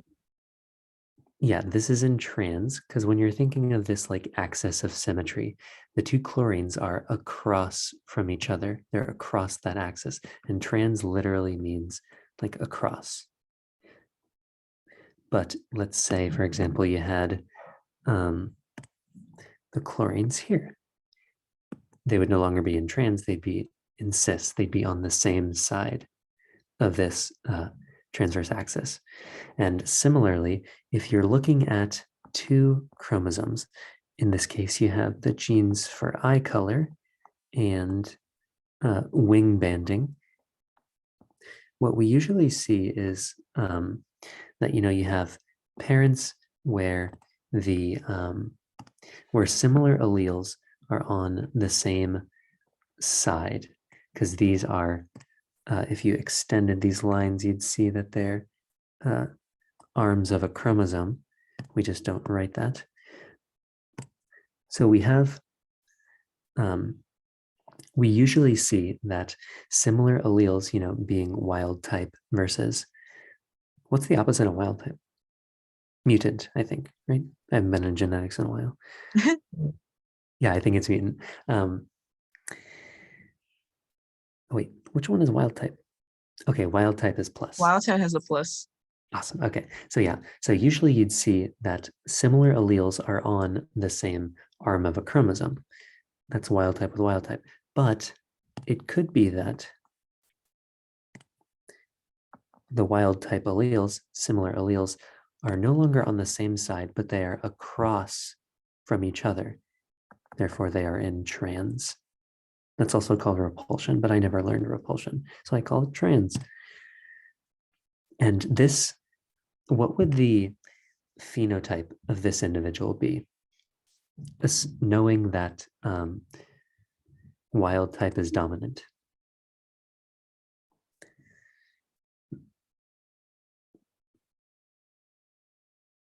Would it still be wild type? Yes, because wild type is dominant, and this is the same chromosome, just, like different arms of the chromosome. This dominant allele will dominate the recessive allele. So you show up with the phenotype that corresponds to this genotype, because this is dominant. And this allele will dominate this allele. So you show as this genotype. But if recombination were to occur, say, between this chromosome and its homologous chromosome, if recombination were to occur and this were regular RE and it were detached, they crossed over right here, then you would lose that. And so yeah, whether or not you're in cis or trans, even though you show as a particular phenotype, being in cis versus being in trans affects what your recombinant progeny look like, because this could cross over and then you'd still end up with a WB, or if, actually, I knew I misspoke somewhere. Let's say crossing over happened here. And this was regular WB. So if you only saw this as the phenotype and then they crossed over here, you'd lose this wild type allele and you'd end up with this RE coming over here and this WB pretty much staying the same, they're the same. And you'd end up with a genotype like this. So being in cis versus being in trans just affects or changes what recombination looks like in your progeny. And so, actually, I think I may have gotten ahead of myself. Sorry, I didn't actually read the question, so I'm going to do that now. In moths, No, you're good. You're good. Okay, in moths, red eyes and white banded wings are. Okay, so I didn't actually have to erase that, I don't think. Female heterozygous. Okay, I can see where this would be a problem. Let's just, instead of going ahead like I did last time, let's answer the questions. So are the alleles in the F1 heterozygous females in coupling, or excuse me, in cis or trans conformation? And the way we answer that How do you think we would answer that?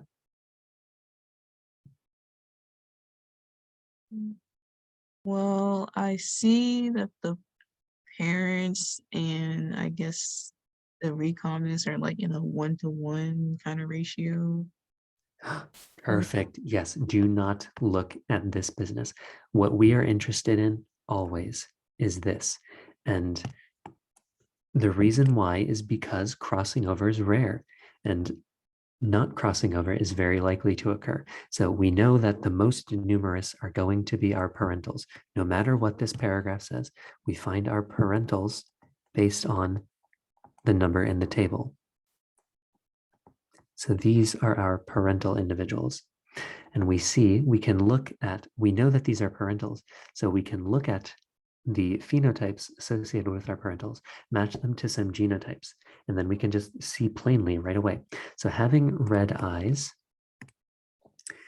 means you are RE, and wild type wings means you're WB plus. Wild type eyes are RE plus. White banded wings are WB. We see that we don't have the same kinds of alleles on our parents. So this individual, the 505 individuals, look like this.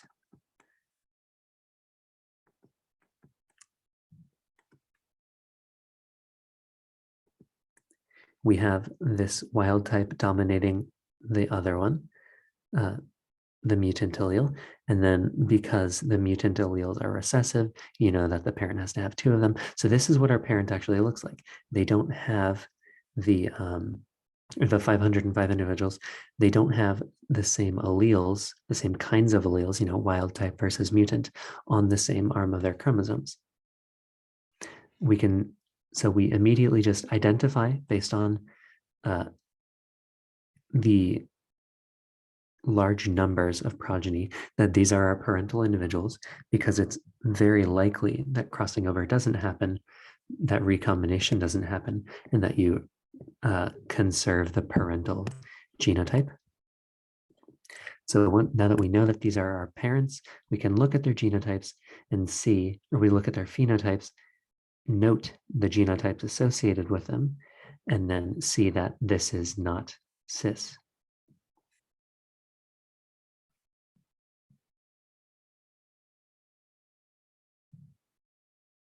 That makes sense. Yeah. What if these individuals were wild type eyes? What would their genotype be? These 505.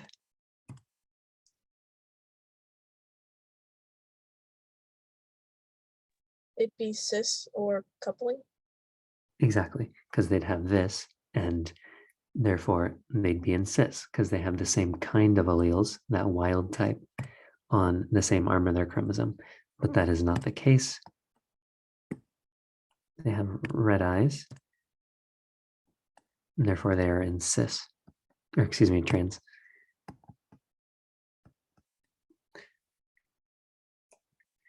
Okay, and Sean has said a little bit about it earlier. I actually didn't catch what was said, but moving on to part B, are these 2 genes completely linked, incompletely linked, or unlinked? And what you said is close to finding the answer. So could you repeat that? I don't remember what I said. Oh, no problem. Okay, so how would you go about B? I said if they were completely linked, then they would all be around the same like number. If they were unlinked, then they would all be completely different. But if they're kind of like a mix, they're not too far apart, then it will be like incomplete. Yeah, that's a good rule of thumb. I disagree with what you said about completely linked, but that's because, so if they're completely linked, if the genes for eye color and wing banding were so close together on a chromosome that they always traveled together, because it's very unlikely that that crossing over would happen. Right here, even though there are so many different other points on the chromosome where it could happen. Because they're so close together, their recombination frequency is so low, we would only end up seeing parents. So if they were completely linked, like we see here, we'd only see the parental individuals. We wouldn't see any of these other ones. We just have like a 1-to-1 ratio of parents, parent to parent. Did I not say that? I might have been thinking that I didn't say it, but Okay. that's kind of what I was thinking. Like if they were completely linked, they would be similar to the parents. Is what I Yeah, meant. as long as you were thinking it. Yeah, that's what I was thinking. So Awesome. And if they were unlinked, then like we mentioned in the last example, they would be so far apart that it would be just as likely to have a parental individual as a recombinant individual, and we'd see the 4 different genotypes in equal probability, or in equal, not probability. What's the word for that? Something, I don't know. recombination.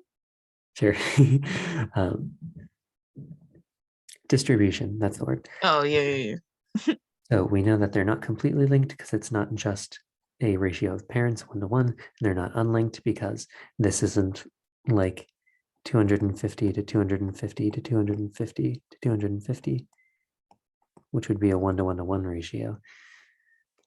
They are somewhere in between, being entirely dominated by parents and being evenly spread out among all the possible genotypes. So based on the numbers we see in the table,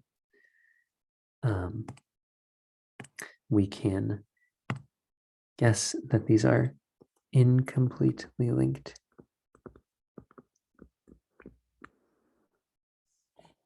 Whew.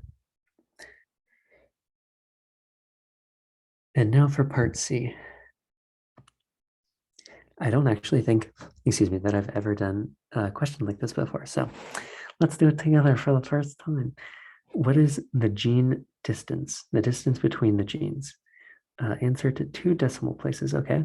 So I know that we use recombination frequency to approximate distance. So I'm going to find the recombination frequency. So I know that, there is only one locus to look at. If we had to draw it out, it would be, we look at our parents' genotypes, and the original parents were RE. Actually, I'm going to be consistent with my colors. They were RE WB plus, and that would have mated, or crossed over with RE plus WB. And so if there was a locus in between these genes and crossing over occurred, the recombinants would be in cis, where we have RE WB and RE plus WB plus. And in the table, those are mutant 149, and wild type 152. And we don't have any double crossovers to deal with, so our recombination frequency in this case is just the number of recombinants divided by the total. The number of recombinants is 301, 302, 301, 301 divided by, someone please do the math. I got 22.08 as the total, or not the total, but like the whole answer. Perfect. I can believe it. And so, yeah, that decimal translates to a map or a recombination frequency or percentage of 22.8%, which itself we can call a distance of 22.8 map units or centimeters. 22.08. Oh, okay, thank you. 22.08. Oh, to 2 decimal places. Oh yeah, this is still 2 decimal places. Thank you. 2 places after the decimal. This is our answer. Oh, 1363 total. Thank you. Should have done the math on that. 1363. Hooray. That is the answer to part C.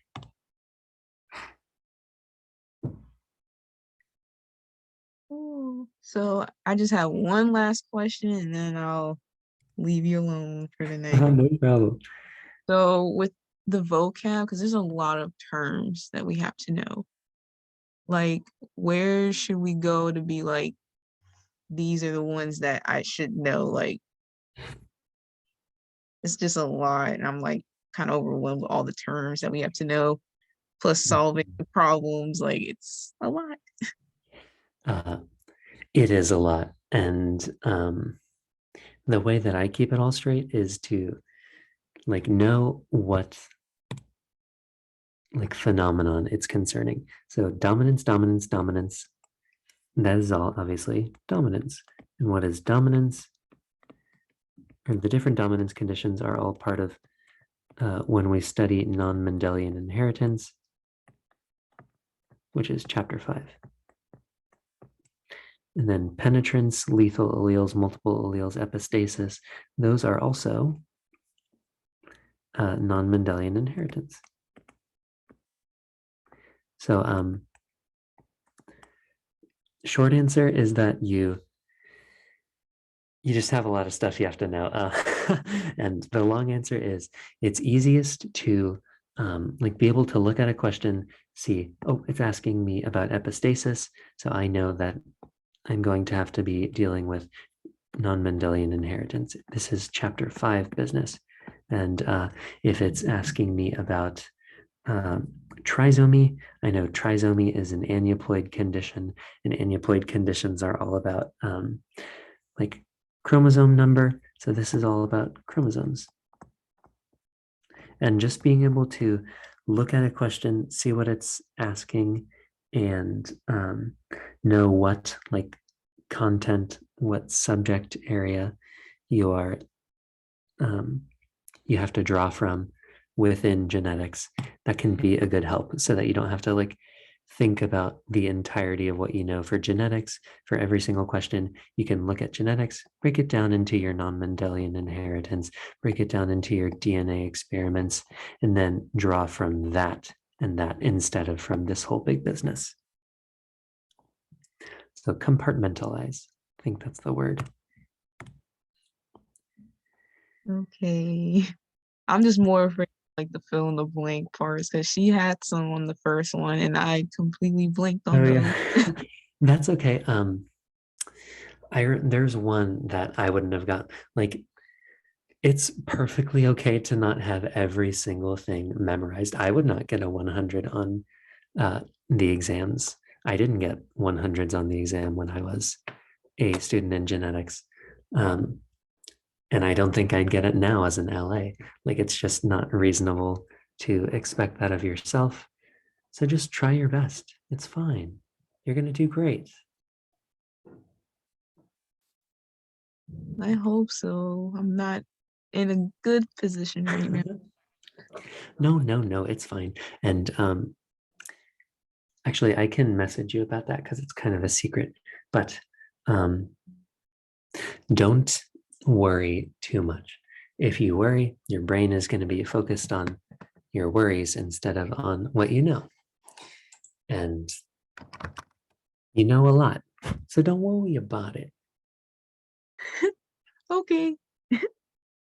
Yeah, sorry, I don't have much better advice, but it's going to be fine. Just take a deep breath. And remember to take deep breaths as you need them. After every question, literally. No reason not to, but it is kind of late. So do you have any other questions? And you guys have so many oops tokens. It is. She fixed the backtracking on the exam, right? Yes, she did. Sorry. And I'm sure she was berated with emails about recourse for that. But obviously you two haven't taken the exam yet, so you don't have to worry about it. Okay. Nope. All right.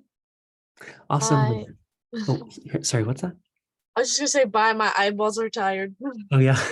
Thank you for hanging out with me, and get a good night's sleep before you take the exam, and best of luck tomorrow. Thank you. I hope you get good sleep. You Thank you. deserve cold. You deserve a cold pillow. Thank you. Okay, I will see you guys sometime soon. Bye bye. Bye.